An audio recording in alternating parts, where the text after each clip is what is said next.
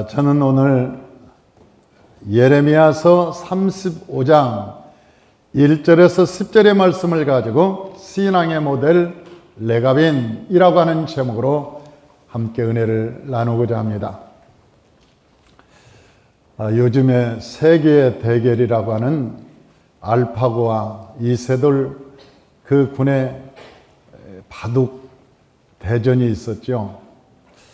많은 사람들은 시작할 때 그래도 이세돌이 이길 거다. 그리고 반신반의하면서도 그래도 이세돌의 저 수를 알파고가 못 이기겠지. 어떤 사람들은 아니야. 그래도 컴퓨터인데 알파고가 이기겠지.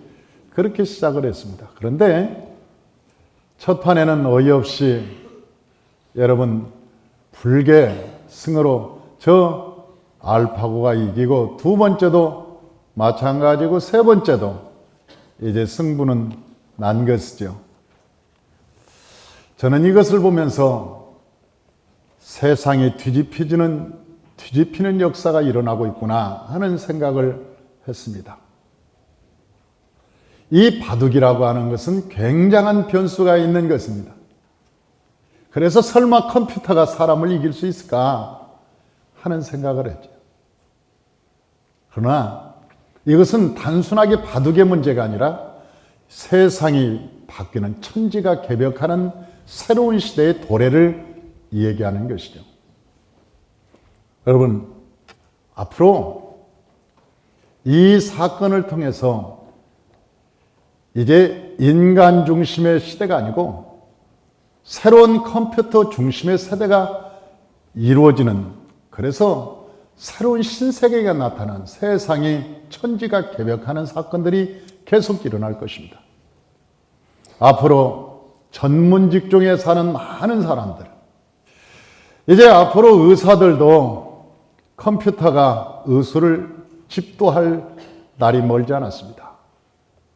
변호사들도 마찬가지입니다.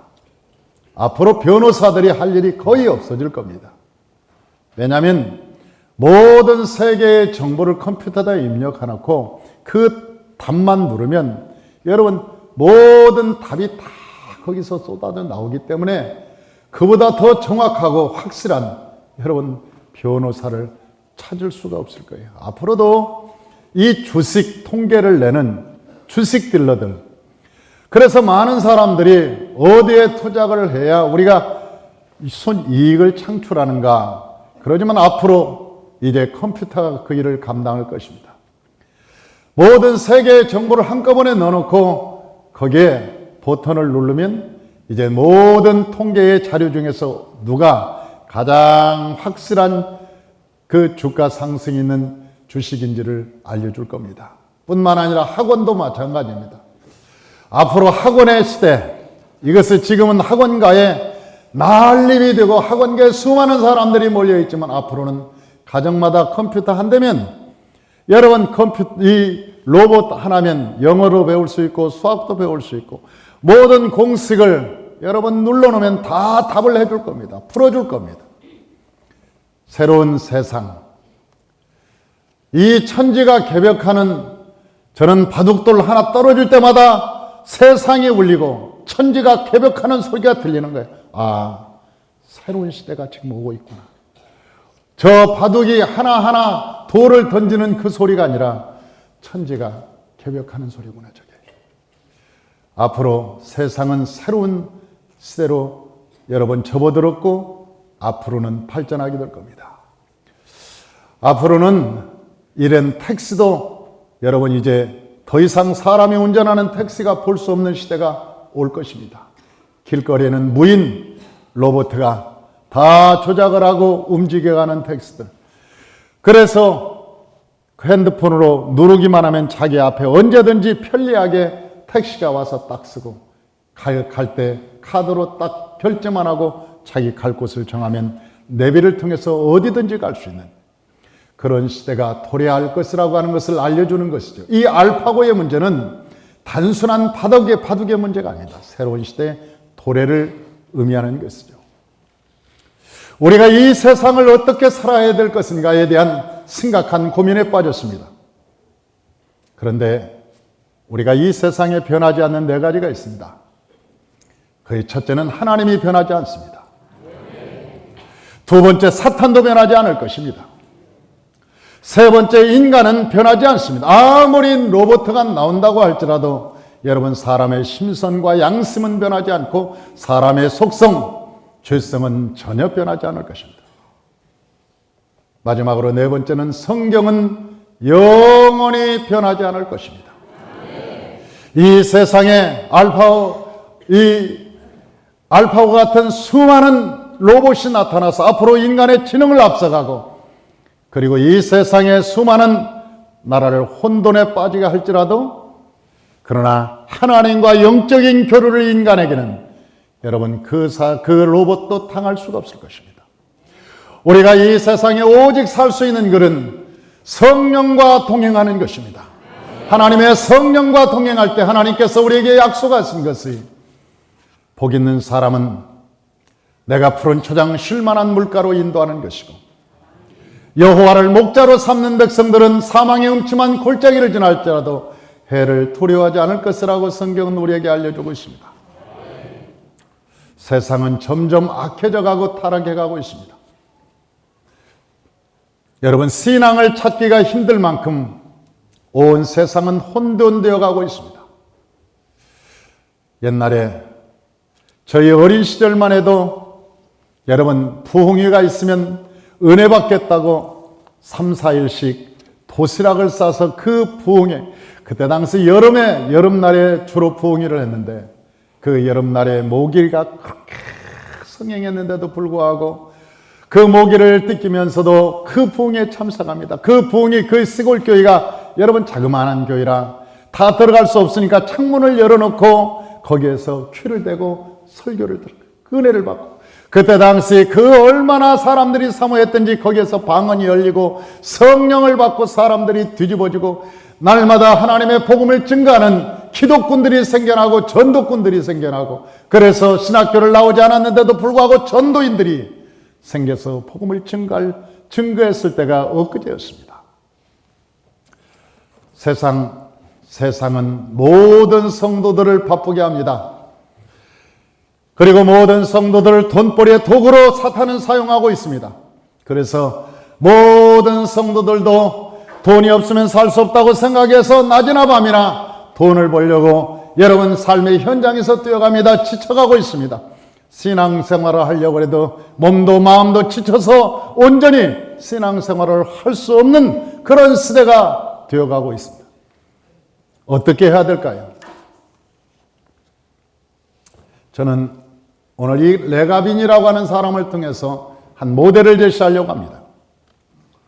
이때도 레레미야가 예루살렘을 향해서 여호와의 말씀을 전했습니다. 하나님을 믿으시오. 하나님을 믿어야 삽니다. 지금 저 바벨론이 쳐들어올 겁니다. 애굽이 성행합니다. 세계의 이 정세는 불안합니다. 요동을 치고 있습니다. 하나님을 믿으십시오. 하나님을 믿으면 삽니다. 예루살렘에 가서도, 저 유다에 가서도, 저 사마리아 땅에 가서도 복음을 증거했지만 한 사람도 이 예레미야의 말을 듣는 사람이 없었습니다. 심지어는 제사장들도 아이고 너 잘났다. 우리가 그걸 모를 줄 아니? 우리도 다 알아. 우리도 성경을 모르는 사람이 누가 있어? 그래, 너 잘났으니까 너는 성경대로 살아라. 그리고 비아냥거렸다는 거예요. 예레미야가 가서 얘기할 때.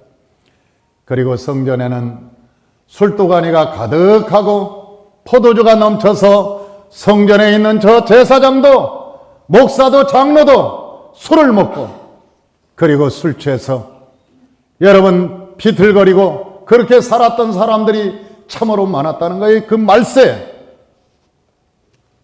아니 집사가 되었으면 세상을 끊었다고 얘기했는데, 아니 집사가 되고 나서도 술을 먹고 담배를 피고 노름을 하고 계집질을 하고, 이런 마지막 말세의 현상. 여러분 장로가 되고 목사가 되어도 세상을 끊지 못하는 이런 참담한 세상, 그걸 성경은 말세라고 얘기하는 것이죠. 그래서 그때 당시 얼마나 타락했으면 성전에 여러분 성찬을 하려고 하는 포도주가 담겨져 있는 그 포도주를 날마다 퍼마셨다는 거예요. 그 미친놈들이. 여러분 누가 뭐 외부에서 그 와서 술을 퍼먹었겠어요? 안에서 있는 놈들이 먹었지. 아니 우리 교회도 성찬을 하려고 포도주를 담아놨습니다. 거의 우리 포도주는 아주 진액입니다. 6년 정도 된 것도 있고 4년 정도 된 거 오래된 포도주가 있습니다. 어디가 있는지는 알려주지 않겠습니다. 왜냐하면 위험한 사람도 있으니까. 아니 그런 사람이 있었다니까요. 집사 두 명이 아니 교회에 청소하러 왔어요. 그 토요일 날 청소하러 왔다가 어떻게 지하 청소를 하다가 그 술독이 아니지 성찬독이지. 아니 성찬 항아리를 발견하고 그걸 먹었다니까 떠서 그 맛이 좋았나 봐요. 그러니 친구를 데리고 와서 거기다가 아니 그 500ml짜리 물통을 가지고 거기다 받아가지고 아니 예배드리고 둘이 따로 가서 둘이 홀짝 이게 먹었다는 거 아니에요. 얼굴이 붉어작작해서 나는 성령에 충만한 줄 알았어요. 그게 이게 은혜를 받아서 주일날 은혜 받아서 저렇게 얼굴이 붉어작작하고 성령에 취했나 보다 그랬더니 아니었어요. 아니 지하실에서 나왔는데 빨개진 거예요. 지하실에서. 나중에 알고 보니까 지하실에 그 포도주를 매주마다 몰래 떠서 먹은 거예요. 내가 출교를 시켰잖아요. 이 두 사람을. 나오지 마라. 너희들은 나올 자격이 없는 인간들이다. 거의 출교를 시켰어요. 여러분 그게 말이 됩니까? 그 하나님께 징계를 받습니다. 그 큰일 납니다. 죽습니다. 그건. 왜 숨을 안 쉽니까? 그거 죽는 거예요. 아니 그런 짓을 한다라니까요. 아니 예레미야 때만 있었던 줄 알았더니 아니 여기도 있더라고요. 여기도. 아니 세상에.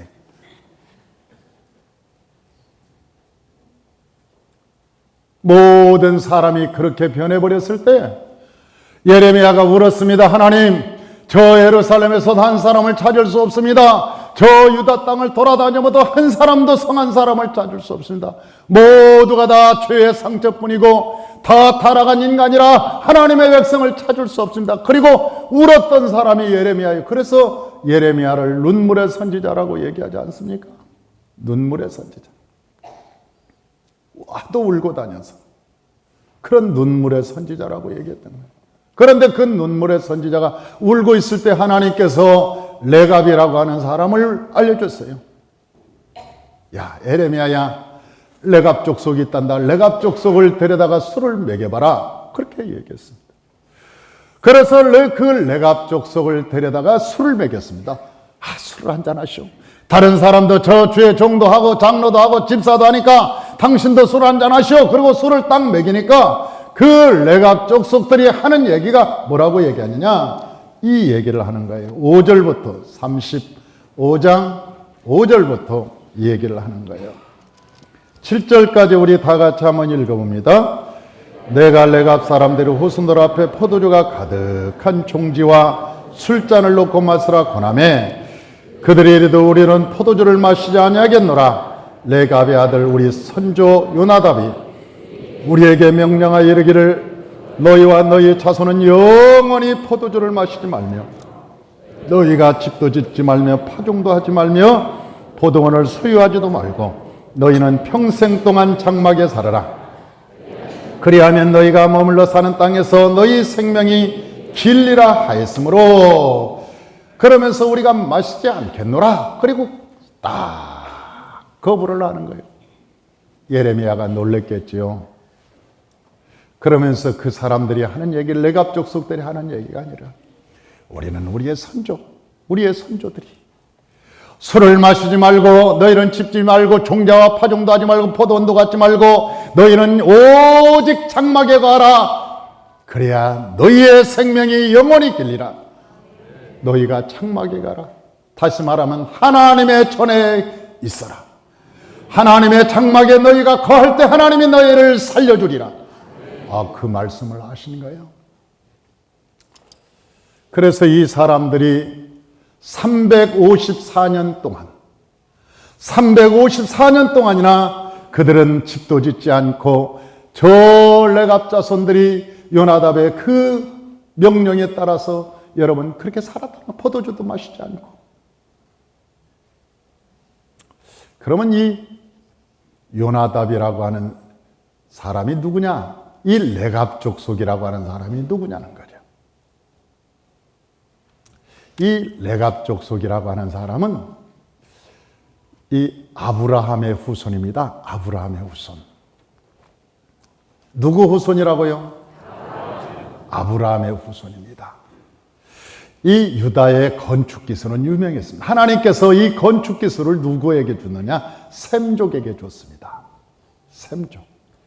그 셈족에게 주었는데 건축 기술이다. 이 건축 기술이다. 그러면 두 가지를 얘기하는데 하나는 건축, 하나는 금속을 얘기하며 돌로 짓는 것과 금속, 이런 철, 금속으로 다루는 그 금속 기술 두 가지가 있어요.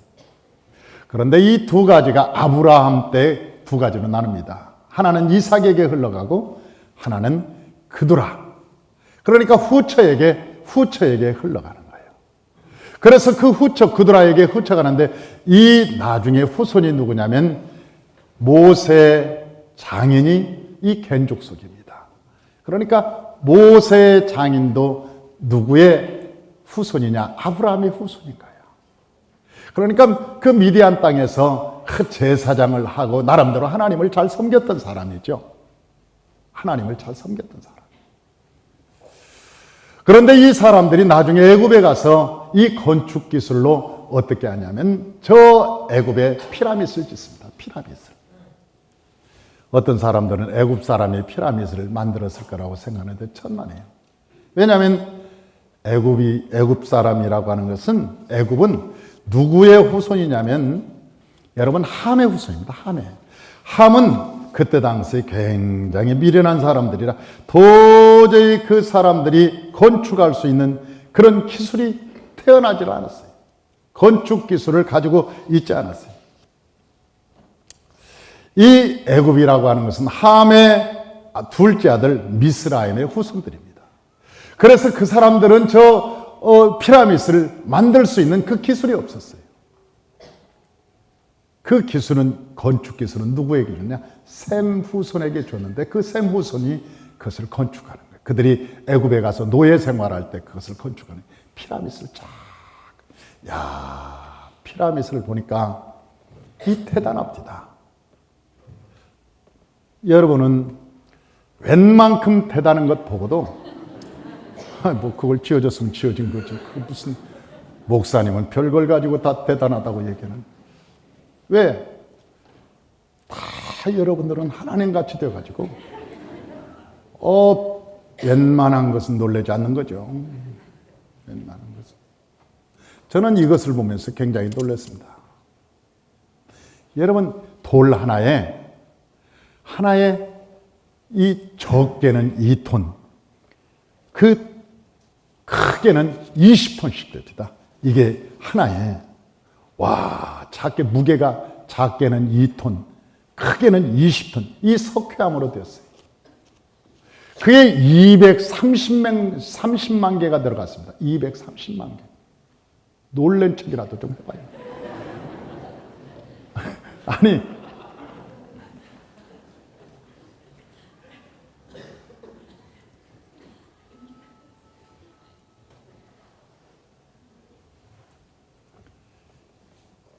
(230만 개가) 들어갔다니까요.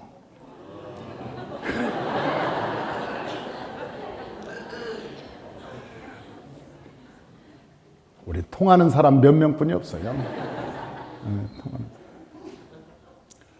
230만 개가 들어갔다니까요, 그게.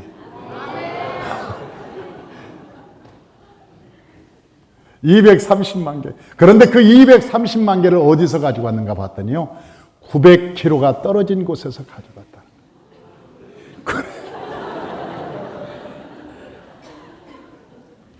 이걸 궁합이 맞는다고 그래.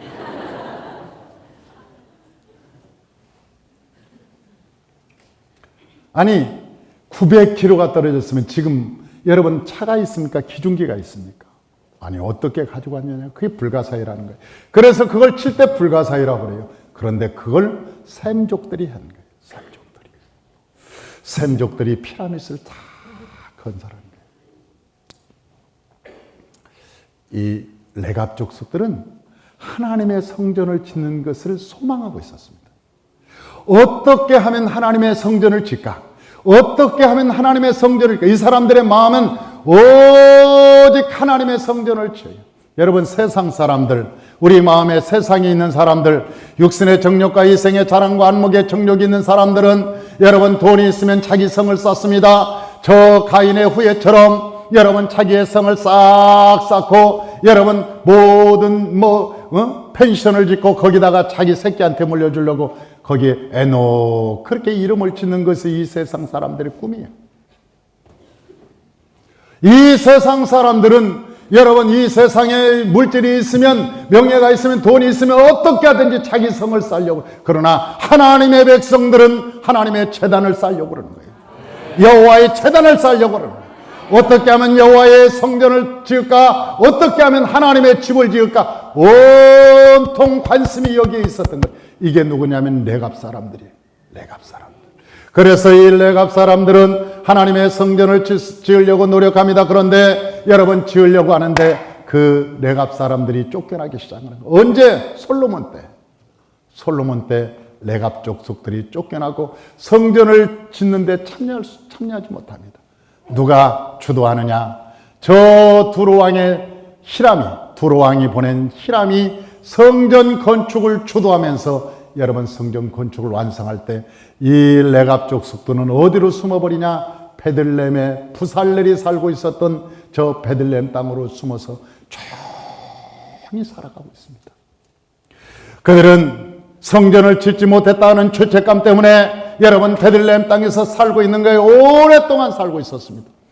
그러다가 나중에 예후가 혁명을 일으킬 때 이 요나답이 거기에 동참하게 됩니다. 그래서 바알 사람들을 다 죽입니다. 그래서 그 바알 사람들을 다 죽이고 우상을 청폐하고 온전한 성전을 세우려고 노력했습니다. 그러나 그것조차도 완성을 할 수가 없었어요. 그것은 열왕기하 10장 18절에서 27절에 기록되어 있습니다.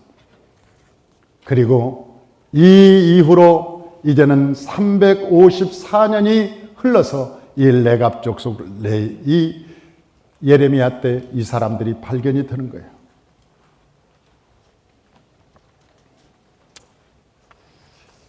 사랑하는 성도 여러분,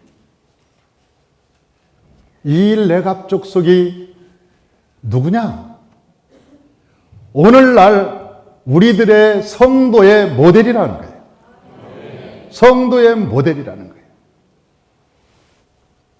저와 여러분이 오늘에도 레갑 족속이 있습니다. 바알에게 무릎 꿇지 않는 7,000명의 레갑인이 있습니다. 아직도 예수 그리스도를 사모하며 예수 그리스도의 재림을 사모하는 시몬이 있었듯이 여러분 오늘날에도 예수님이 이 땅에 오시기를 사모하며 기다리는 레갑인이 있다고 하는 거예요. 레갑인. 성경을 보면 마태복음의 족보와 누가복음의 족보가 다릅니다. 이 마태복음의 족보는 아브라함으로부터 시작됩니다. 그런데 누가복음의 족보는 저 예수 그리스도로부터 시작이 됩니다. 그 위는 그러다가 어디에서 결정적으로 달라지게 되냐면 다윗 아들로부터 달라지기 시작합니다. 마태복음의 족보는 다윗이 솔로몬을 낳고 그렇게 기록됩니다. 그러나 누가복음의 족보는 그렇지 않습니다. 누가복음의 족보는 나단 위는 다윗이요 그렇게 얘기합니다. 그러니까 나단의 영적인 계보는 나단으로 흘러갔다는 것을 우리는 성경에서 알 수 있습니다. 그러니까 영적인 계보는 솔로몬에게 흘러간 것이 아니라 여러분, 왕권은 솔로몬에게 흘러갔는데 영적인 계보는 나단에게 흘러갔던 것을 우리는 알 수 있어요. 그래서 누가복음은 나단 위는 다윗이라고 얘기하는 것입니다. 그러니까 이미 영적인 계보와 육적인 혈통이 갈라지게 되는 거예요. 쭉 갈라지게 되는 것입니다.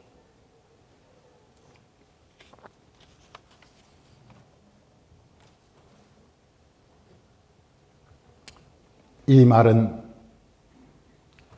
자기가 낳지는 않았지만 영적인 계승자가 있다고 하는 거예요.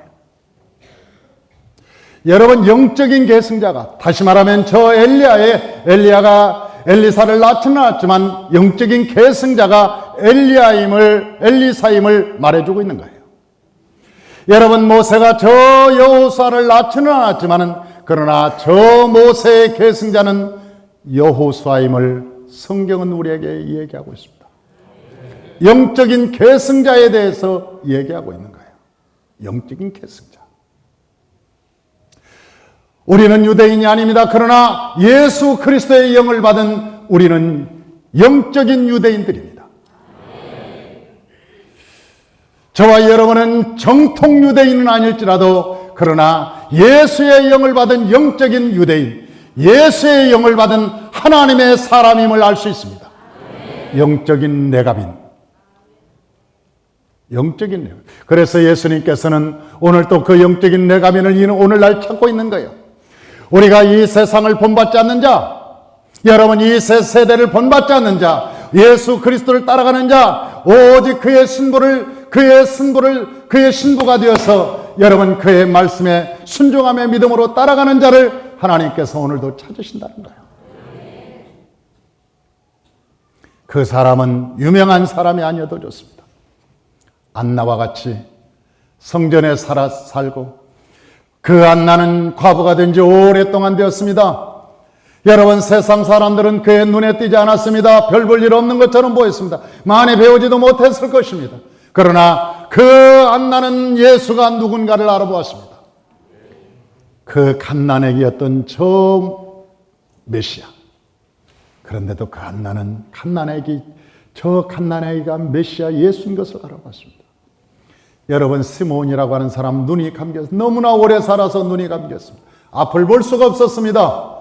그런데도 예수가 여러분 저 마리아의 품에 안겨서 성전에 들어올 때 시몬은 그 아기 예수를 안고 춤을 춥니다. 이제는 나를 놓아주소서, 내가 메시아를 보았나이다. 그 시몬과 안나는 하나님이 찾는 내갑인이었습니다. 어떤 사람들은 그 옥합을 깼던 마리아, 그 마리아 설교를 성전 건축할 때마다 합니다. 그러면서 하는 얘기가, 여러분 저 마리아는 자기가 쓰니까 미천이었던 저 옥합을 깼습니다. 여러분도 옥합을 깨십시오. 그 막 하나님께 헌금하라는 얘기죠. 여러분 옥합을 깨십시오. 그러니까 어느 집사님이 집에 그 부흥에 참석하고 집에 가면서 그랬다는 거 아니에요? 옥합을 작년에 깨버렸는데 무슨 옥합이 또 있겠나? 그러면서 갔다는 거 아니에요? 여러분, 그것은 헌금하라는 얘기가 아니었어요. 여러분, 저 마리아가 옥합을 깼다는 것은 헌금하라는 얘기가 아니었다고. 성경에 보면 여러분 제사장과 왕과 선지자만 특별한 여러분 대관식이 있습니다. 그 대관식은 그의 기름을 붓는 것이었어요. 머리에다 기름을, 왕이 되어도 기름을 부어야 됩니다. 제사장이 될 때 기름을 붓습니다. 여러분, 선지자는 하나님께 성령의 기름을 받아야 됩니다. 그런데 예수께 아무도 그걸 인정하지 않습니다. 예수님은 이 땅에 왕으로 오셨습니다. 선지자로 오셨습니다. 제사장으로 오셨음에도 불구하고 아무도 예수가 누군가를 몰랐다는 거예요. 그런데 오직 유일하게 그 마리아만 예수께서 왕이요 선지자여 제사장인 것을 알고 그의 머리에 큰 대관식을 하는 거예요. 기름을 부은 거예요. 여러분, 예수님이 얼마나 기뻐하셨겠습니까? 이 여인이 나를 알았구나. 내가 이 땅에 왕으로 오신 것, 선지자로 제사장으로 온 것을 이 여인은 알았구나. 그래서 예수님께서 하신 말씀이, 이 복음이 증거되는 곳에는 이 여인의 이름도 온 세상에 증거되리라. 향유를 부었기 때문이 아니라 예수가 누군가를 알았기 때문에 그 이름이 온 세상에 증거가 되는 겁니다. 사랑하는 성도 여러분, 예수님께서 이 땅에 오셔서 말씀하셨습니다. 내가 예배하는 자를 찾는다. 내가 신령과 진정으로 예배하는 자를 오늘도 찾노라. 저와 여러분이 하나님께 예배하는 자로 회복되시기를 주의 이름으로 축원합니다. 여러분, 이 세상이 몰라져도 괜찮습니다. 여러분, 이 세상에 높아지지 않아도 좋습니다. 이 세상 그 어떤 사람이 여러분을 알아주지 않아도 좋습니다. 저 레가빈처럼 베들레헴 땅에, 여러분, 베들레헴이라는 것은 떡집이라는 뜻입니다. 하나님의 말씀이 있는 곳입니다. 그 떡집에 살면서, 여러분, 그 떡집에 살면서 예수 그리스도를 앙망하고 정말 예수 그리스도를 사모하며 예수 그리스도가 이 땅에 오실 것을 그들이 사모하며 살았던 것처럼, 그들의 사모함처럼 예수님이 베들레헴 땅에 나타났던 것처럼 저와 여러분도 여러분 이 땅에 레가빈으로 살았으면 좋겠습니다. 저도 레가빈처럼 살았으면 좋겠습니다. 여러분, 이 땅에 레가빈이 되어서 하나님을 기쁘게 하고 하나님이 찾으시는 저와 여러분이 되시기를 주의 이름으로 축원합니다. 기도하겠습니다.